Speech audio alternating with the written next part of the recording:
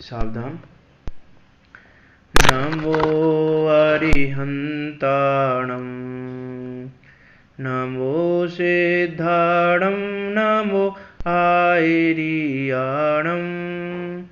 नमो उवज्जायाणं, नमो लोहे सव्यसाहुणम्। मंगलम भगवान वीरो, मंगलम गौतमो गणी, मंगलम कुंद कुंदार्यो, जैन धर्मोस्तु मंगलम। सर्वमंगल मांगल्यम, सर्वकल्याणकारकम, प्रधानम सर्वधर्माणां, जैनम जयतु शासनम, जैनम जयतु शासनम। तीन भुवन में सार, वीतराग विज्ञानता, शिव स्वरूप शिवकार, नमः त्रियोग समारिके। हम यहाँ पर एक विशेष चर्चा के लिए जुड़े हुए हैं और आज चैत्र मास के दशलक्षण महापर्वों में तीसरा दिन उत्तम आर्जव का दिन है। तो हम ऐसे दिन में उत्तम आर्जव धर्म का स्वरूप भी जानें और उत्तम आर्जव के स्वरूप को पढ़कर अपनी माया कषाय को छोड़ के कपट रहित व्यवहार करके अपने स्वभाव की ओर दृष्टि करें, तभी इन 10 धर्मों की सार्थकता है। अभी हमारी चर्चा चल रही है कि इस महामारी के काल में, इन दुर्भिक्ष दिनों के काल में, ऐसे निकृष्ट काल में जो ये दुर्दिन आए हैं, ऐसा जो ये महामारी का काल आया है, उस समय भी हम शांत कैसे रह सकते हैं। तो शांत तो हम रह सकते हैं क्योंकि हमारा स्वभाव है आनंदमयी, आनंद में रहना हमारा स्वभाव है, तो हम आनंद में रह तो सकते हैं, इसमें तो कोई डाउट नहीं कि नहीं रह सकते, रह तो सकते हैं। लेकिन फिर भी हमारा स्वभाव आनंदमय होते हुए भी हम दुखी हो रहे हैं, तो ऐसा क्यों? इस पर हम विचार करें कि ऐसा क्यों है कि हम आनंदमय अपना स्वभाव है, सुख का भंडार है हमारे जीव तत्व में, फिर भी सुख का भंडार होते हुए भी हम दुखी क्यों हो रहे हैं। तो उसी की हमें चर्चा कर रहे हैं कि वास्तव में सुखी कैसे हो सकते हैं, वास्तव में इस दुख के काल में भी हम शांत कैसे रह सकते हैं, सुखी कैसे हो सकते हैं, अपने आकुलता व्याकुलता रूपी परिणामों को हम कैसे परिवर्तित कर सकते हैं, कैसे उन आकुल व्याकुल वाले परिणामों को चेंज करके हम सुख रूप परिवर्तित कर सकते हैं, उसकी हम यहाँ चर्चा कर रहे हैं।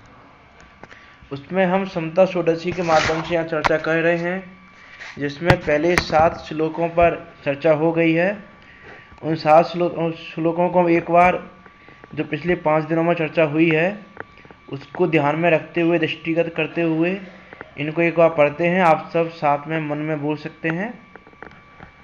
समता रस का पान करो, अनुभवे रस का पान करो, शांत रहो शांत रहो, सहज सदा ही शांत रहो।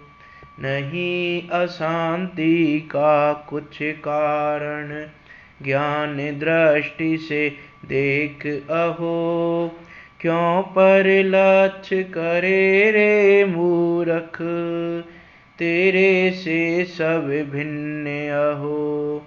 देह भिन्न है, कर्म भिन्न है, उदय आदि भी भिन्न अहो, नहीं अधीन है तेरे कोई, सब स्वाधीन परिणमित हो। पर नहीं तुझसे कहता कुछ भी, सुख दुख का कारण नहीं हो, करके मूढ़ कल्पना मिथ्या, तू ही व्यर्थ आकुलित हो। इष्ट अनिष्ट न कोई जग में, मात्र ज्ञान के गेय अहो, हो निरपेक्ष करो निज अनुभव, बाधक तुमको कोई न हो। तुम स्वभाव से ही आनंद में, पर से सुख तो लेस न हो। इस लाइन को वास्तव में ऐसे पढ़ें, हम स्वभाव से ही आनंद में, पर से सुख तो लेस न हो। झूठी आशा तृष्णा छोड़ो, जिन बचनों में चेत धरो। परिद्रव्यों का दोष न देखो, क्रोध अग्नि में नहीं जलो। नहीं चाहो अनुरूप प्रवर्तन, भेद ज्ञान ध्रुव दृष्टि धरो। जो होता है वह होने दो, होनी को स्वीकार करो। कर्तापन का भाव न लाओ, निज हित का पुरुषार्थ करो। कर्तापन का भाव न लाओ, निज हित का पुरुषार्थ करो। निज हित का पुरुषार्थ करो। इस प्रकार हमने यहाँ तक पिछली 5 क्लासों में चर्चा की थी। इसमें हम संक्षेप में यदि देखें तो वास्तव में हमको शांति से रहने का मार्ग इसमें बताया जा रहा है कि हम कैसे समता धारण कर सकते हैं और किस प्रकार हम शांत रह सकते हैं। क्योंकि पहले ही उसमें कहा था कि अशांति का और कोई कारण नहीं है, अपनी ज्ञान दृष्टि से देखो तो। इसलिए समतामयी रहो और शांत रहो, शांत रहो, शांत रहो। इस प्रकार इन श्लोकों में हमने देखा कि देवी हमसे भिन्न है, कर्म भी भिन्न है, कर्म का उदय भी भिन्न है। कोई हमारे आदि में परिणमित होता नहीं है, कोई हमारे सुख दुख का कारण नहीं है। हम व्यर्थ में कल्पना करके आकुलित हो रहे हैं। इष्ट अनिष्ट इस जग में कोई है नहीं, सब ज्ञान के गेय मात्र हैं। बस ज्ञान की सस्ता ऐसी है कि वो उस ज्ञान में झलक रहे हैं कि वास्तव में तो यदि वो गेय जो परद्रव्य हैं वो हमारे ज्ञान में नहीं आए तो हमारे ज्ञान में गड़बड़ी है। यदि वो हमारे ज्ञान में आ रहे हैं तो हमारे ज्ञान में गड़बड़ी नहीं, बल्कि ज्ञान की सस्ता को बताता है। अभी हम लोग क्या सोचते हैं कि परद्रव्य हमारे जानने में नहीं आए, परद्रव्य हमारे जानने में नहीं आए, हम तो बस अपने में मग्न हैं, परद्रव्य जानने में नहीं आए। कि परद्रव्य जानने में आते हैं फिर राग खड़ा हो जाता है, द्वेष खड़ा हो जाता है। इसलिए हम भागते किससे हैं कि वो परद्रव्य हमारे ज्ञान में नहीं आए।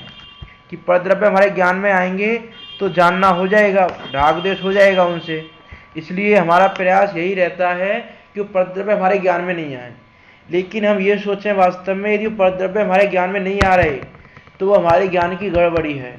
कैसे कि जैसे मान लो दर्पण है और दर्पण के सामने कोई वस्तु आई और वो वस्तु दर्पण में ना दिख रही हो हमको, या अच्छे से नहीं दिख रही हो या नहीं दिख रही हो, तो हम क्या कहेंगे कि दर्पण में गड़बड़ी है, दर्पण साफ नहीं है या दर्पण स्वच्छ नहीं है, जिसके कारण हमको वस्तु दिखाई नहीं दे रही दर्पण में। तो वैसे यदि हमको परद्रव्य ज्ञान में नहीं आ रहे हो, नहीं झलक रहे हो, तो हमारा ज्ञान स्वच्छ नहीं है। परद्रव्य हमारे जानने में आ रहे हैं, ये हमारे ज्ञान की स्वच्छता है। लेकिन देखो पहले ही बताया था, ऊपर की लाइन में भी आया था कि परद्रव्य सुख दुख का कारण नहीं है और ना ही परद्रव्य हमारी इष्ट अनिष्ट हैं। तो हमारी बुद्धि कहाँ लगती है कि परद्रव्य जानने में नहीं आए, हम दूर भागते हैं परद्रव्यों को जानने से। जबकि परद्रव्य जानने में, परद्रव्य तो केवली भगवान को तो तीनों लोग और तीनों कालों की सभी द्रव्य गुण पर्याय एक साथ झलक रही है। उनको तो इतना सारा पूरा 3 लोक ज्ञान में आ रहा है और हम किसी एक परद्रव्य को जानने से ये सोच रहे हैं कि जानने में नहीं आए, जानने में नहीं आए। तो परद्रव्य हमारे सुख दुख का कारण नहीं है। हम अपना उपयोग इसमें नहीं लगाएं कि जानने में नहीं आए, जानने में नहीं आए। कि हम ध्यान करने बैठे तो क्या ध्यान करते हैं कि परद्रव्य जानने में नहीं आए, परद्रव्य जानने में नहीं आए, परद्रव्य नहीं आए, परद्रव्य नहीं आए, माइंड हमारे मन में परद्रव्य नहीं आए, हमारे मन में घर नहीं आए, हमारे मन में ये नहीं आए। अरे वो आएगा तो आएगा, वो तो अपने काल में ज्ञान में आएगा तो आएगा। उस ध्यान के काल में भी यदि वो घर मकान अपने ज्ञान में आ रहा है तो आएगा। लेकिन तुम अपना उपयोग उसमें मत जोड़ो, अपने भाव को उसमें ना जोड़ के उस भाव को अपने में लीन रखो, अपने ज्ञान के स्वभाव को जानने में लीन रखो, तो परद्रव्य जानने में आएगा तो भी कुछ नहीं करेगा। और यदि हम इसी पुरुषार्थ में लगे रहें कि परद्रव्य जानने में नहीं आए, परद्रव्य जानने में नहीं आए, तो कुछ सिद्धि नहीं होने वाली, क्योंकि वो तो ज्ञान की स्वच्छता है, तो वो तो उसमें ज्ञान में आएगा ही आएगा। उसमें तो कहीं हम कुछ नहीं कर सकते कि ज्ञान में नहीं आए। तो इसीलिए हमारा पुरुषार्थ क्या होना चाहिए कि वो ज्ञान के ये मात्र ये हम जाने कि वो हमारे ज्ञान में कुछ कर नहीं रहे और कुछ कर नहीं सकते, और वो हमारे कुछ है भी नहीं। वो तो हमारे ज्ञान की सस्ता ऐसी है कि वो आ रहे हैं। तो इस प्रकार हम विचार करें तो इस प्रकार हमने देखा था कि इष्ट अनिष्ट जग में कोई नहीं है, वो सिर्फ ज्ञान के ज्ञेय मात्र हैं। हम निरपेक्ष होकर किसी से अपेक्षा रखे बिना अपना अनुभव कर सकते हैं, और निज का अनुभव कराने में कोई भी बाधक नहीं है। कोई भी परद्रव्य बाधा नहीं डालता कि हम निज का अनुभव नहीं कर पाए। ऐसी बाधा किसी परद्रव्य में सामर्थ्य नहीं कि वो परद्रव्य हमारे निज के अनुभव करने में हमारी बाधा डाल दे। हम लोगों के बहाने क्या हैं कि हमको पत्नी कुछ नहीं करने देती, हमारी घर गृहस्थी ऐसी है, कुछ करने नहीं देते, हमारा स्वाध्याय नहीं हो पाता, हमारे बच्चे कुछ करने नहीं देते, ये कुछ करने नहीं देता, आज ये कुछ करने नहीं देता। मीन्स हम परद्रव्यों पे ही दोषारोपण करते रहते हैं। लेकिन यहाँ तो कहा जा रहा है कि वास्तव में निज का अनुभव करने में कोई भी बाधक नहीं है तुमको। कोई भी तत्व, कोई भी द्रव्य तुमको बाधक हो, ऐसा तीन काल में संभव नहीं है। कि अरे बाधा दिलाने वाले तो मुनियों पर उपसर्ग करने वाले भी उनको बाधा दिलाने वाले थे, लेकिन उनको बाधा हुई क्या कि नहीं हुई उनको बाधा। क्यों नहीं हुई उनको बाधा? कि वास्तव में कोई भी जीव तत्व बाधक नहीं है कि वो तुम्हारे निज के अनुभव में बाधा डाल दे। तो इस प्रकार हम दोषारोपण छोड़ें परद्रव्यों का, अपने निज अनुभव की ओर अपना पुरुषार्थ बढ़ाएं, और फिर हमारा स्वभाव आनंद में ही है, पर से सुख होता नहीं है। इसलिए हम पर में जो झूठी आशा हमें रखी हुई हैं, उन झूठी आशाओं को छोड़ के जिन्हें वचनों में चित्त धरें, और परद्रव्यों का दोष ना देखकर क्रोध आदि ना करें, और अपने अनुरूप प्रवर्तन नहीं चाहें कि अपनी इच्छा के अनुसार सब कुछ हो जाए। जो होता है वह होने दो, होने को स्वीकार करो, कर्तापन का भाव न लाओ, निज हित का पुरुषार्थ करो। यहाँ तक हमने चर्चा की थी, और उसके आगे का श्लोक पढ़ते हैं।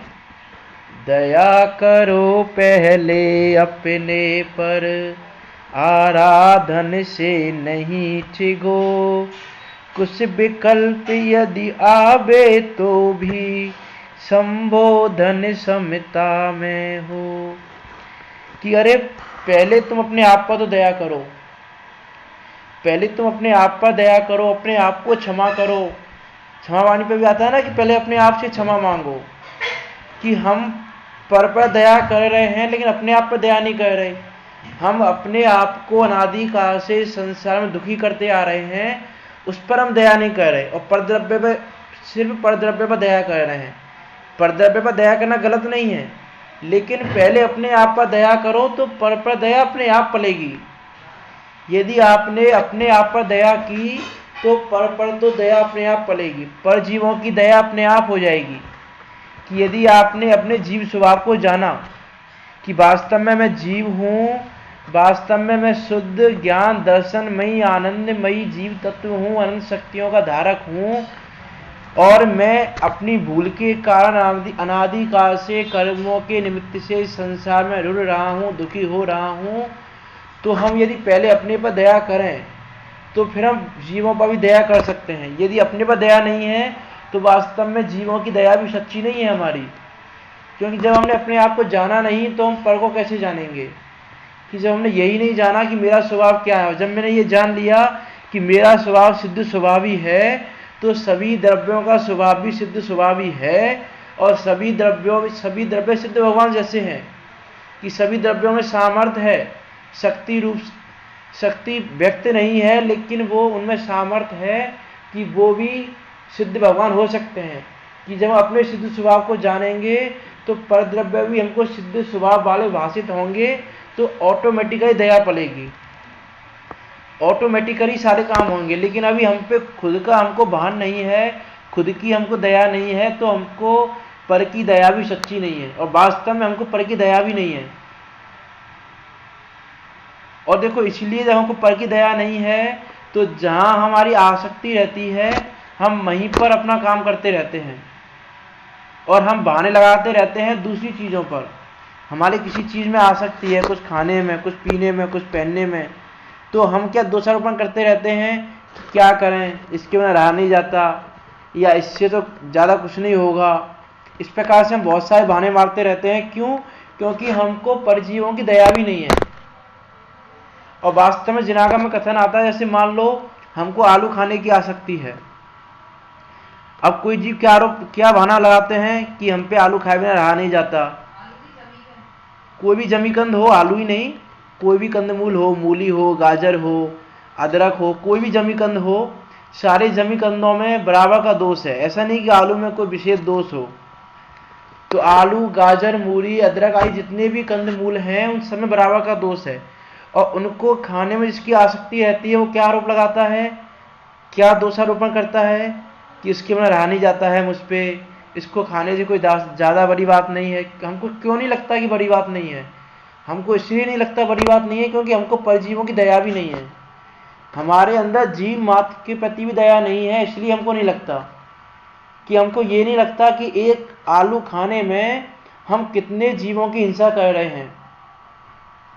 कि यदि हम आगम में कथन आता है, गौमठसार आदि में आता है, यदि आप कर्णन युग के ग्रंथों को देखें कि यदि हम सुई की एक नोक पे, सुई की जो नोक है उस नोक पर आलू का जितना टुकड़ा आए, कि हमने उस सुई को आलू में चुभोया तो जितना टुकड़ा, जितना आलू का पीस उस सुई की नोक पर आया, उतने उस सुई की नोक में जितना आलू का पीस आया, उतने आलू के पीस में इतने जीव हैं, अनंतानंत जीव हैं कि 3 लोक के सिद्धों की संख्या भी कम है।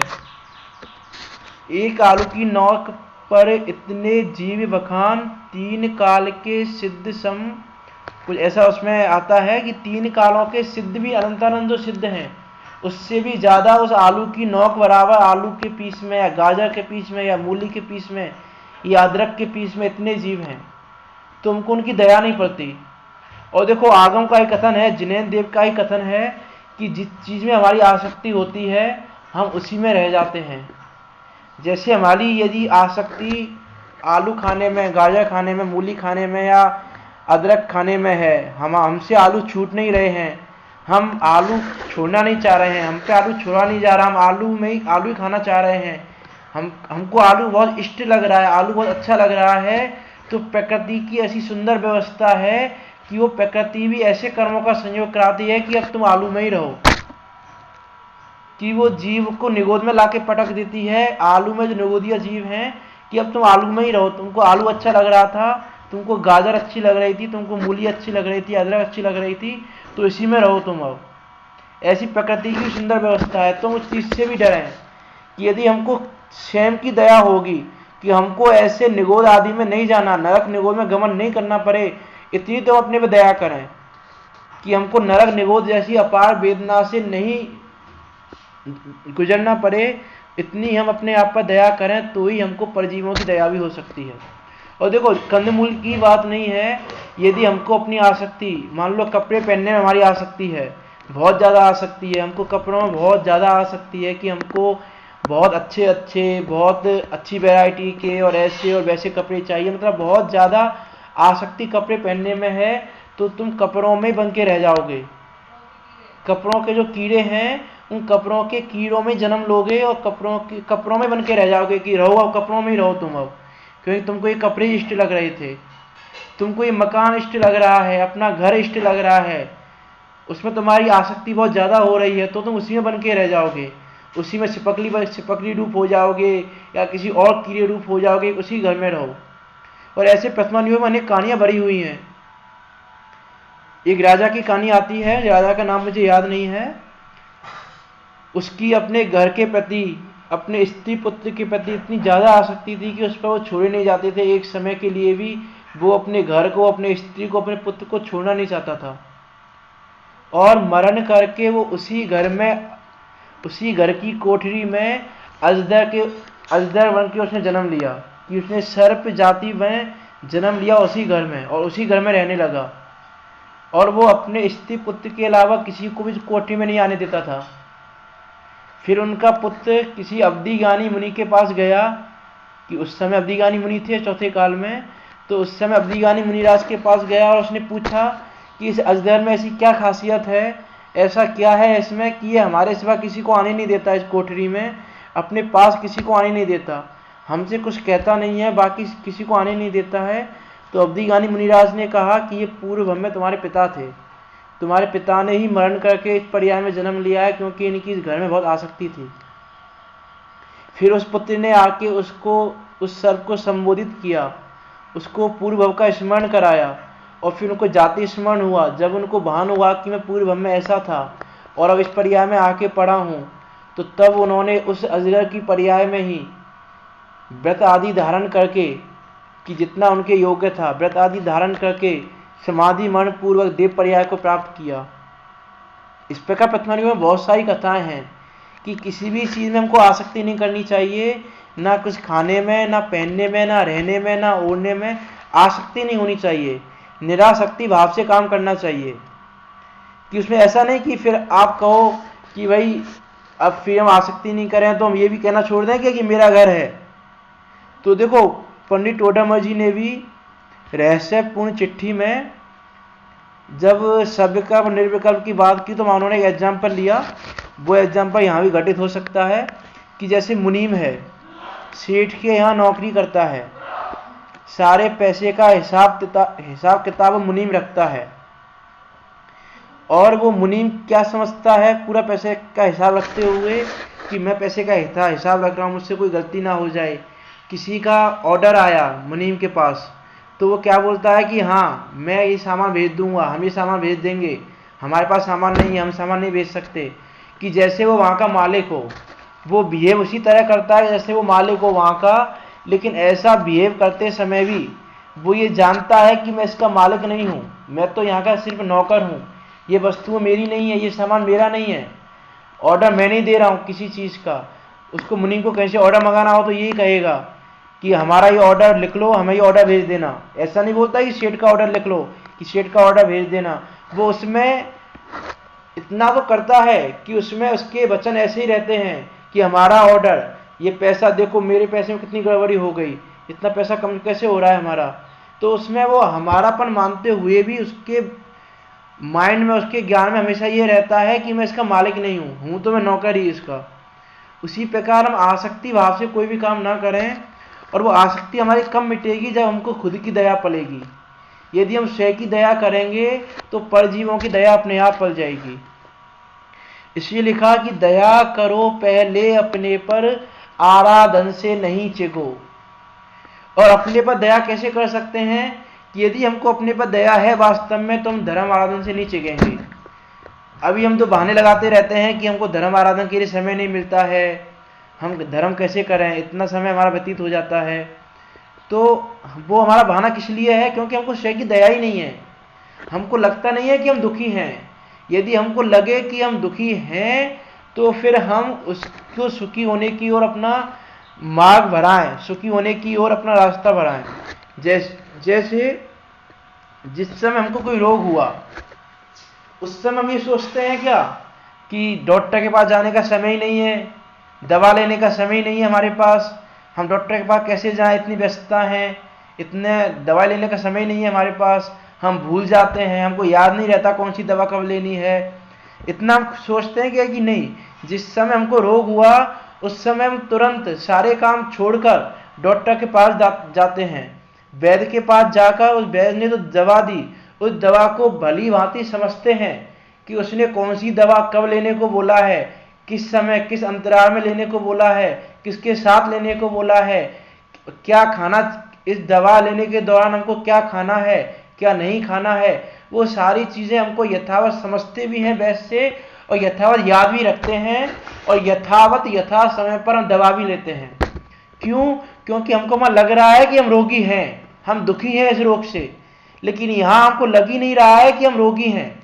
हम इस कर्म बंधन रूपी रोग हमको लगा हुआ है, हम अनादिकाल से दुखी हो रहे हैं, ऐसा हमको लगता ही नहीं है।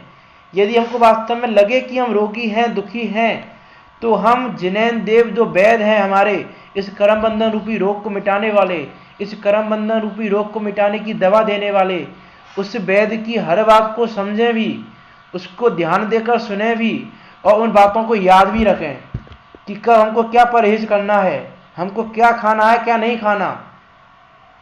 क्या खाना हमारे इस कर्म बंधन रूपी रोग को मिटाने की ओर बढ़ाएगा, और क्या खाने से कर्म बंधन रूपी रोग भरेगा, वो भी हम याद रखें। यदि वास्तव में माने तो ये जो कंदमूल भक्षण आदि कार्य हैं, ये सारे कार्य हमारे तुरंत छूट जाएं। यदि हमको ये भाषित हो कि हम रोगी हैं, दुखी हैं, लेकिन वास्तव में हमको भान ही नहीं है कि हम रोगी हैं, हम दुखी हैं। इसलिए सबसे पहले हम ये तो भान करें, ये तो समझें कि हम दुखी हैं कि नहीं। और इसी के लिए पंडित टोडरमल जी ने मोक्ष मार्ग प्रकाशक का दूसरा अधिकार लिखा। नहीं तो वो डायरेक्ट लिख सकते थे मोक्ष मार्ग का उपाय ये है, लेकिन उन्होंने पहले कि जीवों को ये भान ही नहीं है कि हम रोगी हैं, हम दुखी हैं, इसलिए उन्होंने वो लिखा। वो भी हमारा चल रहा है 8:30 की क्लास में, उसको तो हम ही देखेंगे। तो दया करो पहले अपने पर, आराधन से नहीं चिखो। कि किसी भी तरह से धर्म आराधना से हम नहीं चिख पाए, कि अनादिकाल से धर्म की विराधना करके हमने ऐसे ऐसे दुख पाए हैं। देखो एक भजन आता है, यदि आपने सुना हो, देखो देखो जीव की विराधना का फल। ये जैसे समता षोडशी बड़े पंडित जी की रचना है, वो रचना बड़े पंडित जी की है कि आप देखो कैसे कैसे आपने फल पाए हैं जीव की विराधना के। उसमें बहुत सारे छंद हैं, आप उसको देखें, कभी समय मिलेगा तो हम उसे चर्चा भी करेंगे कि जीव की विराधना करके हमने कैसे कैसे फल पाए हैं। अनादिकाल से हम नरक में, निगोद में, तिर्यंच में आदि अनेक पर्यायों में हम गए हैं इस जीव की विराधना करके। इसलिए अब जीव की विराधना ना हो पाए, हम अपनी आराधना से चिगे नहीं, धर्म आराधना से चिगे नहीं, ज़्यादा से ज़्यादा समय हम धर्म आराधना में लगाएं। हम ये नहीं कह रहे कि आप 24 आवर धर्म आराधना करो, लेकिन जितना हो सकता है उतना तो हम धर्म आराधना में समय लगाएं। कि जैसे रोग के काल में हम रोग को मिटाने में समय लगाते हैं, वैद्य के पास जाना, समझना, आना, दवा लेना इत्यादि में हम अपने जीवन की व्यस्तता से समय निकालकर उस महा समय देते हैं, वैसे ही हम यहाँ भी समय दें वास्तव में, तो स्वयं की दया पड़ेगी। और स्वयं की दया पड़ने पर ही पर की दया पड़ सकती है, वरना पर की दया भी सच्ची नहीं है हमारी। तो इस प्रकार दया करो पहले अपने पर, आराधन से नहीं चिगो। कुछ विकल्प यदि आवे तो भी संबोधन समता में हो। यदि कुछ विकल्प आवे भी, पर द्रव्यों के प्रति कुछ विकल्प आवे, या जैसे अभी महामारी चल रही है कोरोना महामारी, उसका कुछ विकल्प आवे, तो उस समय संबोधन समता में हो। कि संबोधन करने कोई नहीं आएगा, कि संबोधन वास्तव में हमें खुद को खुद का संबोधन करना चाहिए प्रति समय। कि जब भी हमारे मन में कोई विकल्प आया उस समय समता में संबोधन, हमें खुद को खुद के लिए खुद को ही संबोधन देना चाहिए कि ये विकल्प हमारा क्यों आया, कि वास्तव में हम कौन हैं। हम तो ज्ञानमयी हैं, ज्ञातामयी हैं, ज्ञायक हमारा स्वभाव है, हम तो अनंत के धारक हैं। ये कोरोना वायरस हमारा क्या बिगाड़ेगा, ये कोरोना वायरस आया भी तो हमारे कर्मोदय से आया, हम इसमें क्या कर सकते हैं, इसमें तो हमारा कोई बस नहीं चलता, क्योंकि इसका परिणाम इसके हाथ में है, हमारा परिणाम हमारे हाथ में है। तो हम इसमें अपनी शक्ति ना लगाकर अपने खुद के परिणमन को जो विभाव रूप हो रहा है उसको स्वभाव रूप परिणमित करने की कोशिश करें। इस प्रकार हम खुद को खुद से संबोधन करें तो वास्तव में हमारे परिणाम क्षमता में हो सकते हैं। सिर्फ किसी दूसरे से सुनने मात्र से हमारे परिणाम क्षमता में नहीं हो सकते। दूसरों से तो सुनकर हम समझ सकते हैं, लेकिन संबोधन तो हमको स्वयं से स्वयं के लिए ही देना पड़ेगा, तभी वास्तव में हमारा परिणाम क्षमता में हो सकता है। कि जो षटकारक है ना, वो षटकारक हमको खुद में लगाने पड़ेंगे। कि हमको संबोधन भी देना है तो स्वयं के लिए, स्वयं ही उसमें साधन है, स्वयं ही उसमें सारे कारक उसमें हम खुद को लगाएं। कि स्वयं के लिए स्वयं को संबोधन दो तो हमारे परिणाम वास्तव में समता में हो सकते हैं। तो इसीलिए यदि विकल्प भी कुछ आवे तो उस विकल्प के काल में भी यदि हम संबोधन दें अपने आप को तो हमारे परिणाम समता में हो सकते हैं। अभी तो हम विकल्पों में बह जाते हैं, क्योंकि हमको खबर ही नहीं है कि विकल्प आते कैसे हैं, विकल्पों के आने का कारण क्या है और विकल्प कैसे जा सकते हैं। विकल्पों को कैसे टाला जा सकता है इसकी हमको खबर ही नहीं है।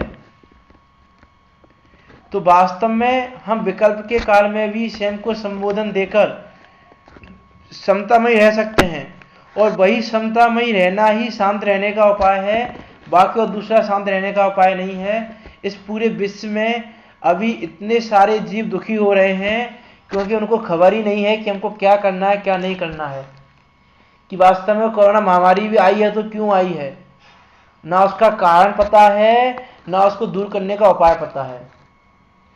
क्योंकि कार्य कारण से होता है, जब कारण ही हमको पता नहीं है तो कार्य कैसे कर पाएंगे हम। कि कार्य तो जो भी होता है बिना कारण के नहीं होता, कि कार्य और कारण का तो संबंध ही है कि बिना कारण के कार्य की निष्पत्ति नहीं हो सकती, वो कार्य नहीं हो सकता बिना कारण के।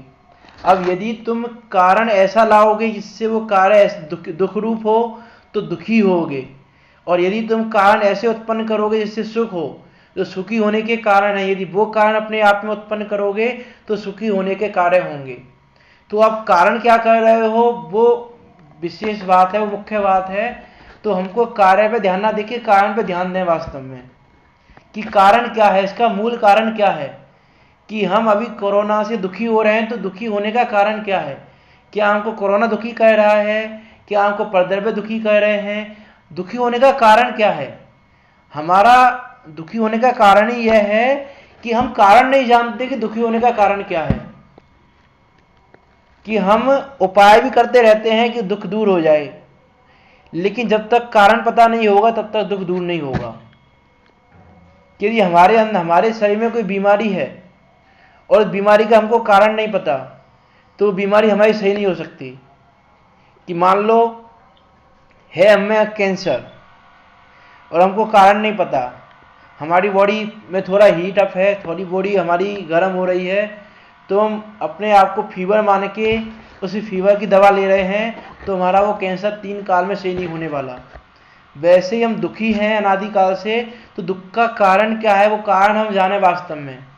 अभी हम वैसा ही है कि हमें कैंसर है और हम बुखार की दवा ले रहे हैं, वैसे दुख का कारण तो कुछ और है, रोग तो कुछ और है और हम दवा कुछ और ही ले रहे हैं। इसलिए हमारा वो रोग वो दुख शांत नहीं हो रहा है, वो दुख हमारा खत्म नहीं हो रहा है। क्यों नहीं हो रहा? क्योंकि हमको कारण नहीं पता, हम कुछ और ही कारण मान के कुछ और ही उपाय करने में लगे हुए हैं।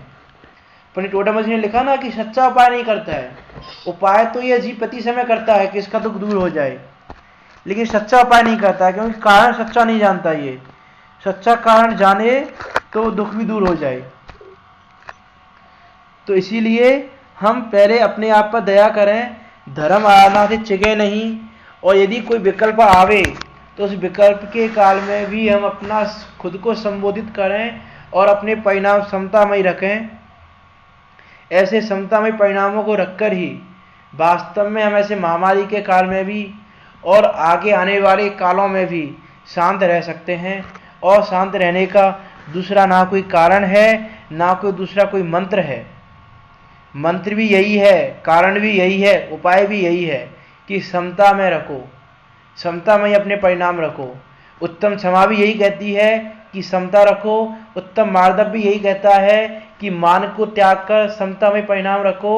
उत्तम आर्जव भी यही कहता है कि मायाचारी को त्याग कर, मायाचार के परिणामों को त्याग कर अपने परिणाम समता में रखो। तो वास्तव में 10 धर्मों का भी पालन हो सकता है, 10 धर्म भी प्रकट हो सकते हैं और ऐसे महामारी के काल में भी हम शांत रह सकते हैं। इस प्रकार हम विचार करते हुए, समता में परिणाम रखते हुए अपने आप को शांत रखें। और वही वास्तव में जिनेन्द्र देव कह रहे हैं, वही वास्तव में आचार्य भगवंत हमको समझा रहे हैं। करुणा करके आचार्यों ने हमको ये सब समझाया है, तो उनकी करुणा पर ही विचार करें हम कि उन्होंने कितनी करुणा की है हम पर, कितनी करुणा से उन्होंने अपने उपयोग को इधर लगाकर हमको समझाया है। तो उनके उस उपयोग को, उनकी उस करुणा बुद्धि को हम व्यर्थ न जाने दें और विचार करके अपने परिणाम समता में ही रखें। तभी वास्तव में जिन धर्म पाने की, उत्तम कुल पाने की और मनुष्य पर्याय पाने की सार्थकता है, और इस श्रावक कुल को पाने की सार्थकता है। क्योंकि श्रावक वास्तव में वही है जो विवेकवान हो। जिसको विवेक ही नहीं हो कुछ, उसको वो क्या श्रावक होगा? जिसकी जो श्रद्धावान हो, विवेकवान हो, क्रियावान हो, श्रावक को यदि हम तोड़ें तो श्रेय से श्रद्धावान, बा से विवेकवान और का से क्रियावान। तो इस प्रकार वो अपना विवेक लगाए हम वास्तव में, तभी हम श्रावक कहलाने योग्य हैं। नहीं तो